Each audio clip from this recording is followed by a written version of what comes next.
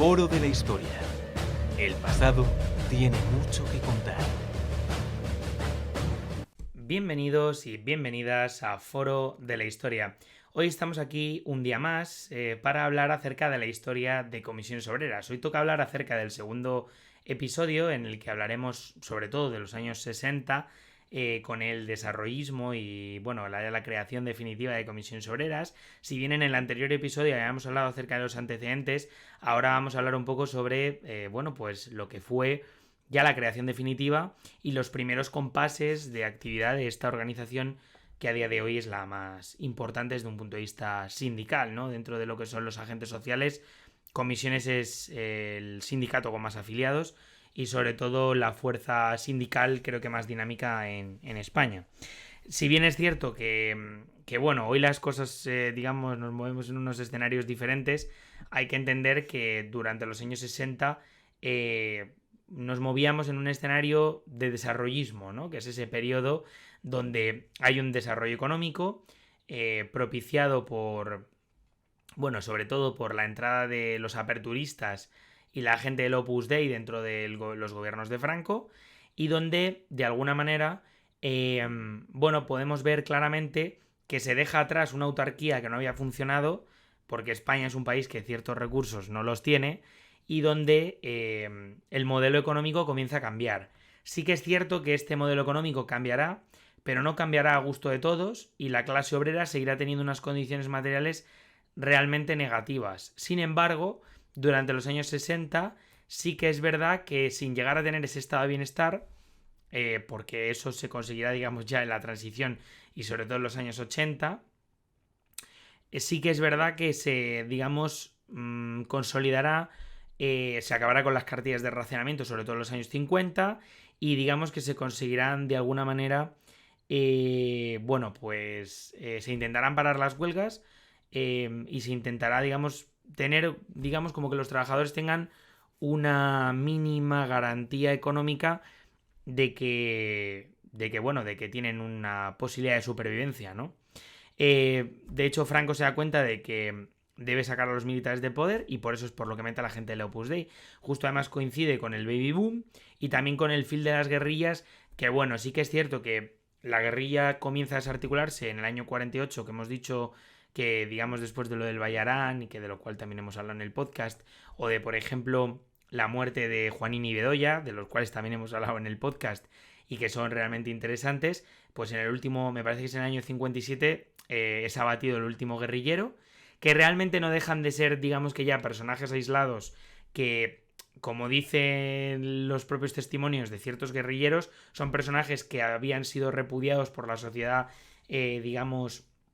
de su momento y que por tanto tenían, digamos que, bueno, pues que de alguna manera, bueno, pues sobrevivir, ¿no? Y la única manera de supervivencia era, en ese caso, lo que viene siendo pues eso, lo que venía siendo la guerrilla. De hecho, uno de los últimos es El Aviador en Galicia en el año 57. Por otra parte, comienza el plan de estabilización con un ámbito laboral donde hay, bueno, pues muchísima inflación y un aumento del coste de vida,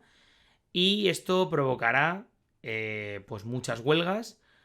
Además, provocará unas respuestas de un punto de vista orgánico de ciertas organizaciones como el Partido Comunista, que crearán la OSO, la Organización Sindical Obrera, Oposición Sindical Obrera, dependiente además del Partido Comunista, cuya estrategia pues tenía básicamente la de animar a participar mediante propaganda, sobre todo octavillas, boletines, a los trabajadores en las huelgas y en diferentes procesos, digamos, de conflictividad, ¿no? Esta organización desaparecerá en el año 66 y será integrada dentro de Comisiones, que ya existía años antes, pero que no tenía ni la estructura, ni la fuerza, ni la militancia, porque además muchas de ellas, muchos de estos militantes de Comisiones vienen del Partido Comunista. Tenemos a Sartorius, tenemos a Ariza, tenemos a Camacho, que hablan de que su entrada dentro del sindicato no deja de ser la entrada dentro del Partido Comunista. Y bueno, pues se crea Comisiones, ¿vale? La verdad que es interesante porque Comisiones Obreras pasa a ser la plataforma social del Partido Comunista, y digamos que pasa a ser una organización que quizá puede ser más atractiva para una masa social que desde un punto de vista político, lógicamente no podía dar el apoyo al Partido Comunista, pero que realmente desde un punto de vista laboral podía ver las reivindicaciones de comisiones como unas reivindicaciones propias que al final también compartían esa, por ejemplo, esa liberación material o la mejora de los derechos laborales, no dejaban de ser cosas que estaban intrínsecamente ligadas al propio programa del PCE durante la dictadura, pero bueno, el del PCE, el del PSOE, el de la CNT y diferentes organizaciones de izquierdas. En el año 62 comenzamos fuerte con las huelgas, por ejemplo en Asturias y en País Vasco, sobre todo muy vinculadas a la minería, huelgas que al final se acaban extendiendo por 27 provincias, pero que realmente tienen su epicentro dentro del País Vasco y donde en todas las empresas donde se, digamos, o en casi todas las empresas donde se convocan estas huelgas, Comisiones Obreras,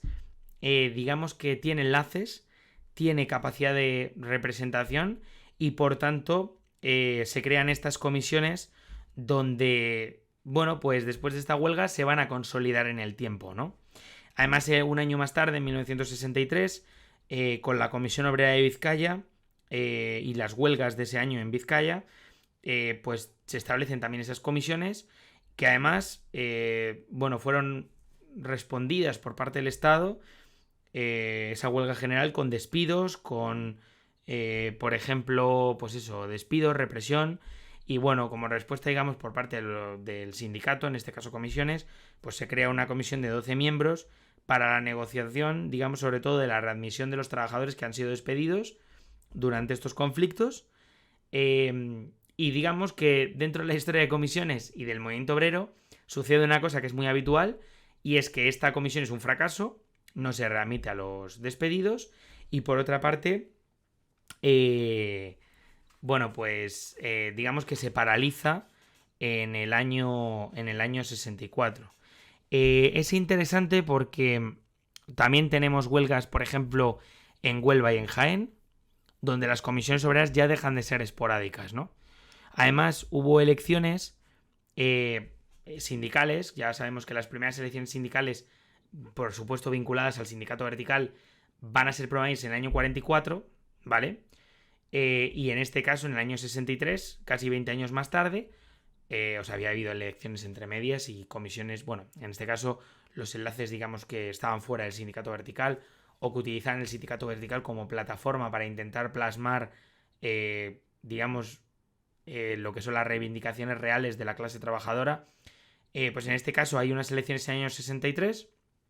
y es importante porque hay una división dentro del movimiento obrero, ¿no? Y diréis, ¿qué división? Pues una división importante porque tanto la CNT como la UGT piden que no se participen en las elecciones sindicales, digamos que considerándolas antidemocráticas y por supuesto con pocas garantías.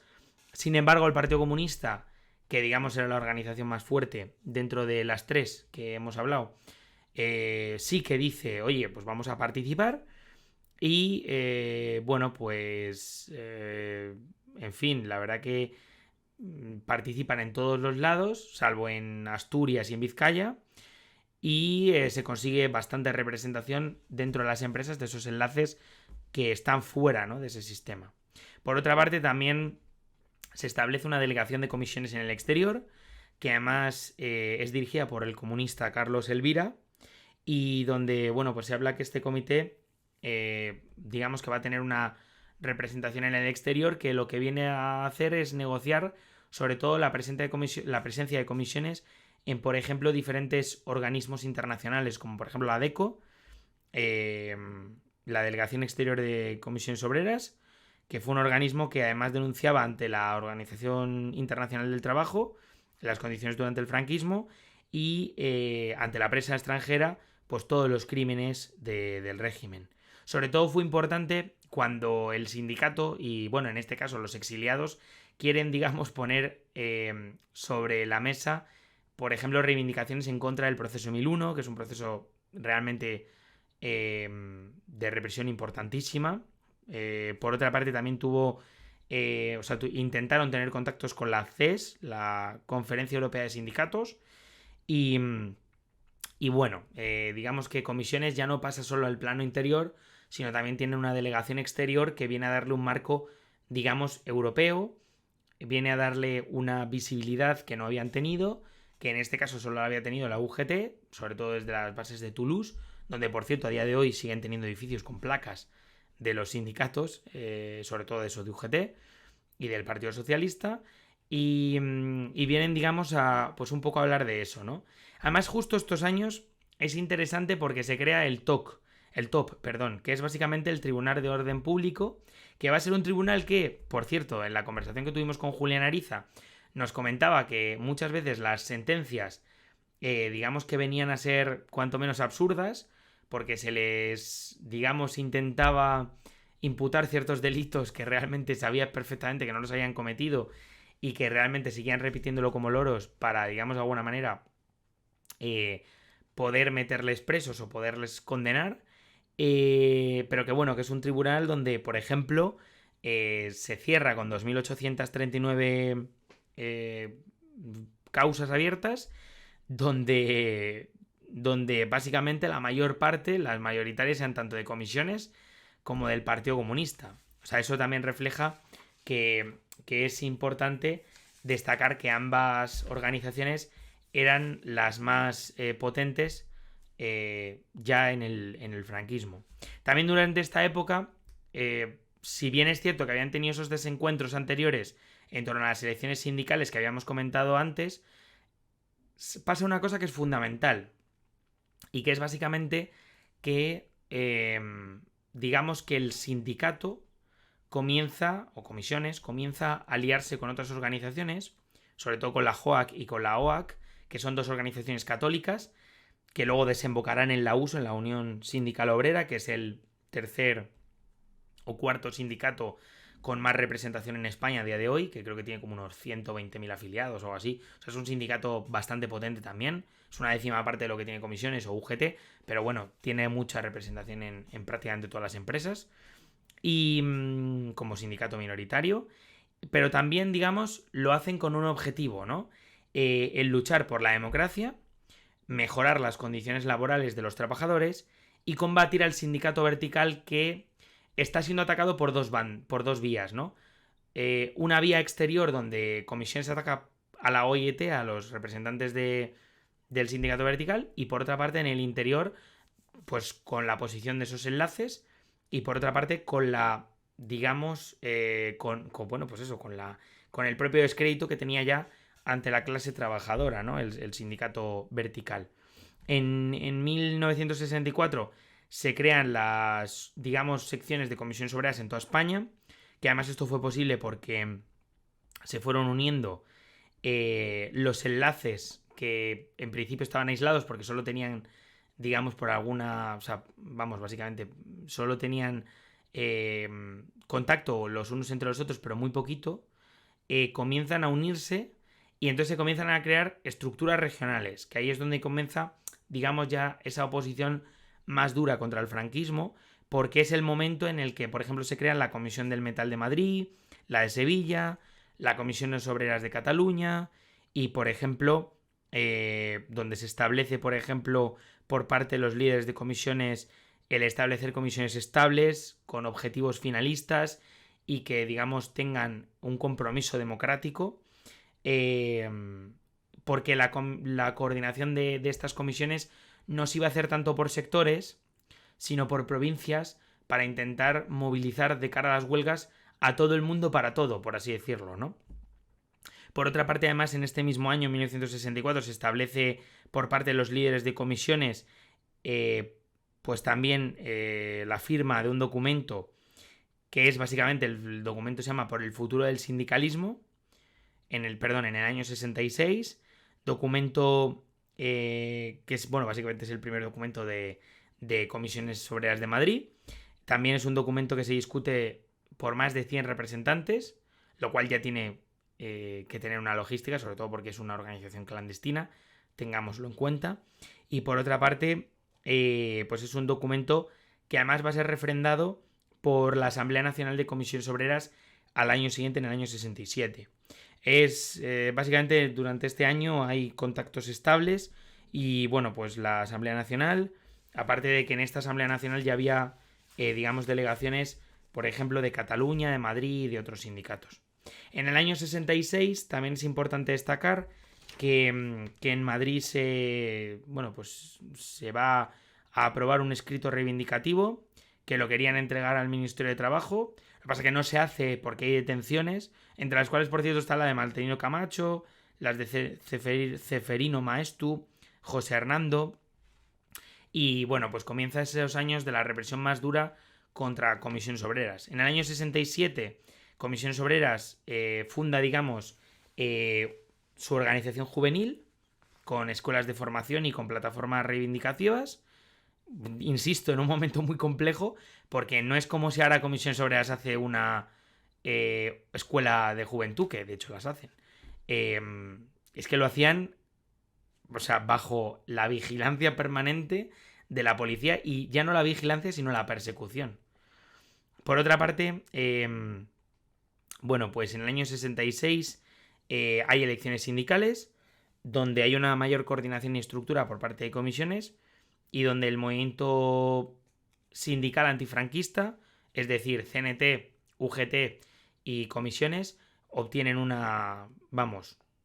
victoria importante. Y además es el año en el que hay diversas huelgas, por ejemplo, en País Vasco,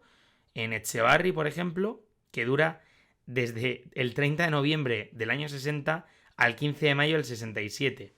Que además movilizó a una buena parte de la plantilla, y sobre todo es un ejemplo de que la solidaridad dentro de las comisiones obreras y del movimiento antifranquista va más allá de los territorios, porque reciben ayuda del exterior, básicamente. O sea, me refiero del exterior de lo que hoy diríamos que es la región, por así decirlo. Además, en 1967 es la Marcha sobre Madrid, que es la mayor manifestación desde la Guerra Civil, con cientos de detenidos y con una represión importante, que provocó que además muchísimas empresas metalúrgicas se pusieran en huelga para que liberaran a los compañeros que habían sido juzgados. Y comienza, pues, insisto, la detención de Marcelino Camacho, por el que la decreta el TOP, y bueno, sobre todo por este año es importante porque Marcelino Camacho entra en el año 67 a la cárcel y sale en el 75, con un breve periodo de libertad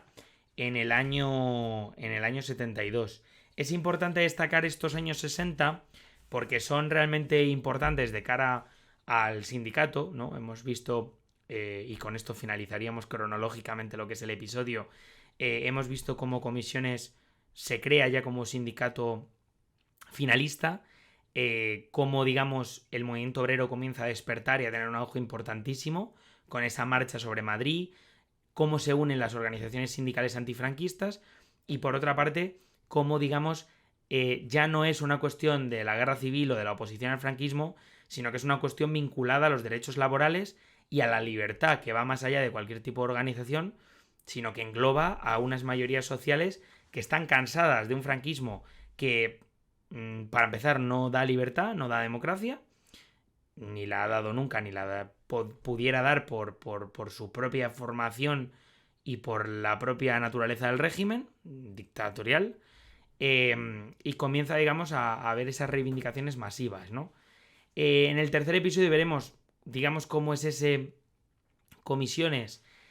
en los años 60, 70 más o menos, que es esa década absolutamente brutal del 65 al 75, con esa represión y persecución. Y bueno, pues de momento lo dejamos por aquí. Muchísimas gracias por haber estado escuchando este pequeño podcast, porque al final son pildoritas, pero que vienen cargadas de información y que sobre todo es historia de España. Así que nada, nos vemos en el tercer episodio y chao. Si te ha gustado este podcast, puedes darle 5 estrellas en Spotify. Por otra parte, si lo ves desde iVoox o desde YouTube, puedes darle un buen like. Asimismo, nos puedes seguir en redes sociales para ver los artículos que vamos publicando en forodelahistoria.com. Recuerda que tu apoyo es fundamental para este podcast y para, bueno, pues las personas que lo componemos. Muchísimas gracias y nos vemos la semana que viene. Chao.